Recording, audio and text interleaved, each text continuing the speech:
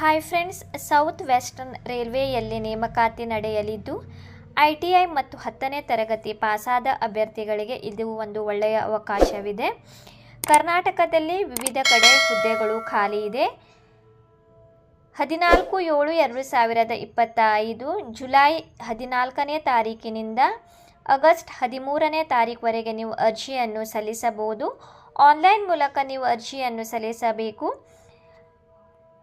ಇಲ್ಲಿ ನೀಡಿರುವ website www.rrchubli.in ಈ ಒಂದು ವೆಬ್ಸೈಟ್ಗೆ ಹೋಗಿ ನೀವು ಅರ್ಜಿಯನ್ನು ಸಲ್ಲಿಸಬೇಕು. ಹೆಚ್ಚಿನ ಮಾಹಿತಿಯನ್ನು ಈ ವಿಡಿಯೋದಲ್ಲಿ ತಿಳಿಸಿಕೊಡುತ್ತೇನೆ. ವಿಡಿಯೋ ಸ್ಕಿಪ್ ಮಾಡದೆ ಕೊನೆವರೆಗೂ ನೋಡಿ.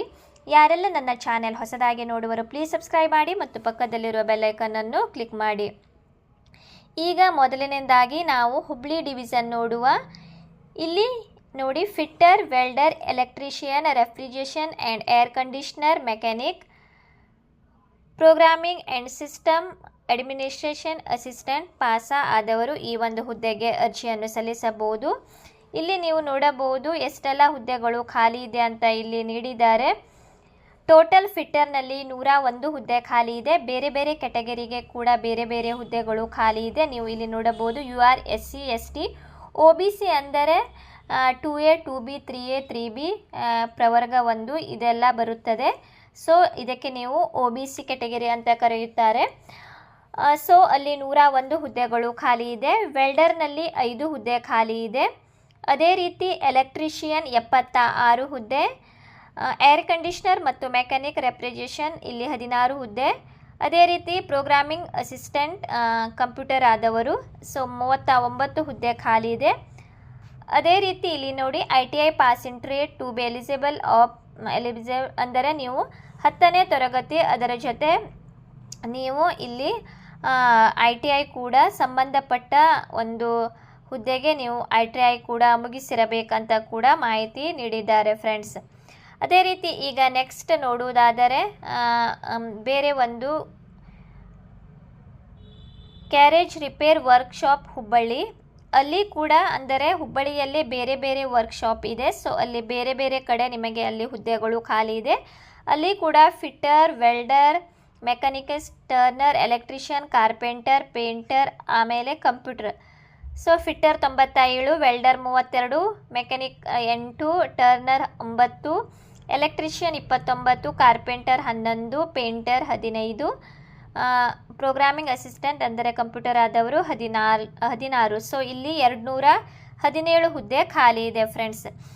ಸೊ ನೆಕ್ಸ್ಟ್ ನೋಡುವುದಾದರೆ ಬೆಂಗಳೂರು ಡಿವಿಷನ್ನಲ್ಲಿ ಫಿಟ್ಟರ್ ಇಲ್ಲಿ 37 ಹುದ್ದೆ ಖಾಲಿ ಇದೆ. ಬೇರೆ ಬೇರೆ ಕ್ಯಾಟಗರಿ ಇದೆ, ನೀವು ನೋಡಿಕೊಳ್ಳಿ.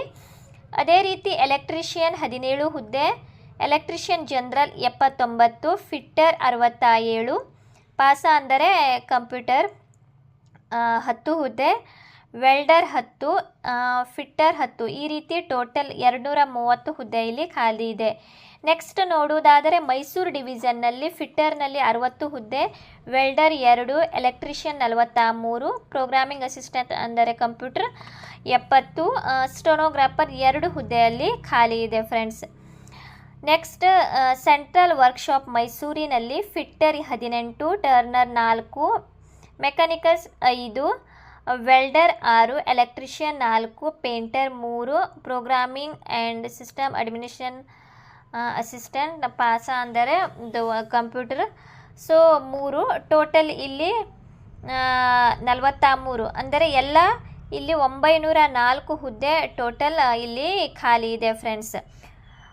ಸೊ ನೀವು ಯಾವ ಒಂದು ನಿಮಗೆ ಅಪ್ಲಿಕೇಶನ್ ಹಾಕುವಾಗ ಯಾವ ಒಂದು ಡಿವಿಷನ್ ಬೇಕು ಆ ಒಂದು ಡಿವಿಷನ್ ನೀವು ಸೆಲೆಕ್ಟ್ ಮಾಡಿ ನೀವು ಅಲ್ಲಿ ಅಪ್ಲಿಕೇಶನನ್ನು ಹಾಕಬಹುದು.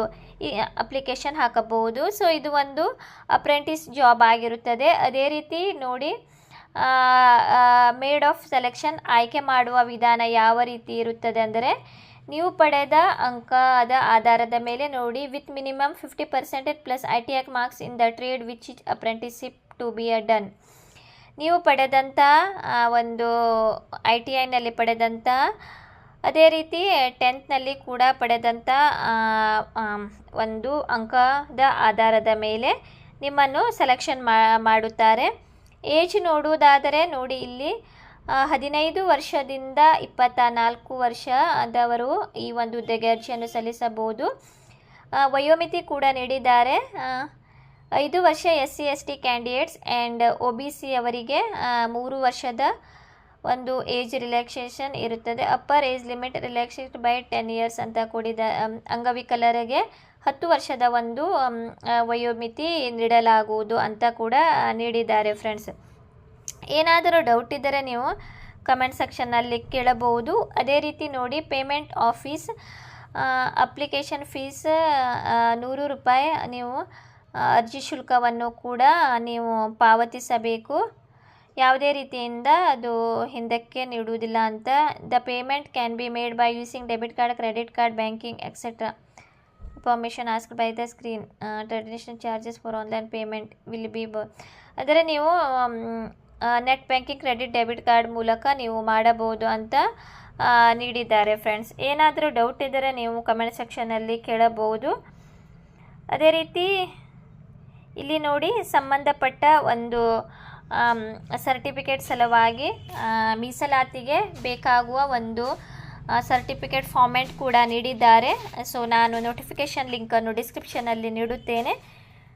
ಸೊ ಈ ಒಂದು ಫಾರ್ಮ್ಯಾಟನ್ನು ನೀವು ಡೌನ್ಲೋಡ್ ಮಾಡಿಕೊಂಡು ಇದೇ ಒಂದು ಫಾರ್ಮ್ಯಾಟ್ನಲ್ಲಿ ನೀವು ನಿಮ್ಮ ಒಂದು ಮೀಸಲಾತಿಗೆ ನೀವು ಸರ್ಟಿಫಿಕೇಟನ್ನು ಮಾಡಬೇಕಾಗುತ್ತದೆ. ಸೊ ಇಲ್ಲಿ ಕೆಳಗಡೆ ನೋಟಿಫಿಕೇಷನ್ನ ಕೆಳಗಡೆ ಇಲ್ಲಿ ನೀಡಿದ್ದಾರೆ ಫ್ರೆಂಡ್ಸ್. ಸೊ ನೀವು ನಿಮಗೆ ಬೇಕಾಗುವ ಮೀಸಲಾತಿಗೆ ಅನುಗುಣವಾಗಿ ನೀವು ಈ ಒಂದು ಫಾರ್ಮ್ಯಾಟನ್ನು ಡೌನ್ಲೋಡ್ ಮಾಡಿಕೊಂಡು ನೀವು ಅದನ್ನು ಮಾಡಿಸಿಕೊಳ್ಳಿ ಫ್ರೆಂಡ್ಸ್. ಏನಾದರೂ ಡೌಟ್ ಇದ್ದರೆ ಕಮೆಂಟ್ ಸೆಕ್ಷನ್ನಲ್ಲಿ ಕೇಳಬಹುದು ಫ್ರೆಂಡ್ಸ್.